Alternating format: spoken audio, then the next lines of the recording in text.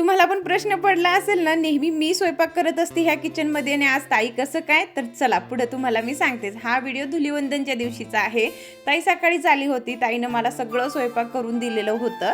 म्हणजे मीच केलं असतं, पण काही कारणामुळे मला करता येत नव्हतं म्हणून ताईनंच केलं. आणि खरं सांगू ना तर दुसऱ्याच्या हातचं जेवण बोलले ना तर मला खूप आवडतंय. आणि ताईनं मेथीची भाजी केली होती आणि चपात्या. खरंच एक नंबर झाली होती आणि मला अजिबात कसलाच वास आला नाही. मी पोट भरून आज जेवले होते खूप दिवसानंतर. आणि आपल्या बायकांचं कसं नाही, एक दिवस जर आपल्याला तसं काही भेटलंय ना, म्हणजे कोणतीही मुलगी असू द्या, तिला कुठे ना कुठेतरी काम असतं, थोडंफार तरी तिला करावंच लागते.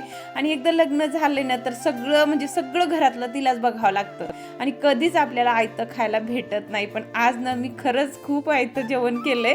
आणि प्रत्येक घरामध्ये सासूबाई असली तर ती एखाद्या वेळेस तरी चपाती करते किंवा एखाद्या वेळेस तरी भाजी करते, काही असू द्या करतात ते थोडंफार तरी, मला माहिती आहे. पण मला तसलं पण आनंद नाहीये, मला ते पण नाहीये. सगळं मला बघावं लागतं. जसं माझं लग्न झालंय ना तसं मी ना किचनमध्येच आहे. आणि एखाद्या दिवशी जर मला असं आयतं काहीतरी भेटलंय ना तर मला ना इतकं आनंद होते की काही दुसरं कितीही भेटलं तरी होणार नाही. तर इथं पोट भरून मस्त मी जेवण केलं. त्याच्यानंतर ताईनं घरातले पण सगळे कामं केले होते.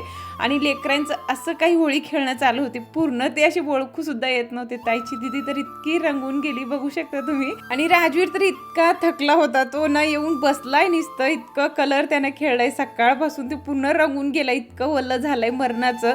आणि तिन्ही पण लेकरं आमचे सारखेच झाले होते. त्याला बघून खरंच खूप हसू येत होता. तर संध्याकाळचे 7 वाजले. 7 वाजता आंघोळ वगैरे माझी झाली इथे आणि त्याच्यानंतर मस्त मी चहा केलं, चहा घेतलं आणि आता संध्याकाळचं जेवण मला इथं बनवायचं होतं.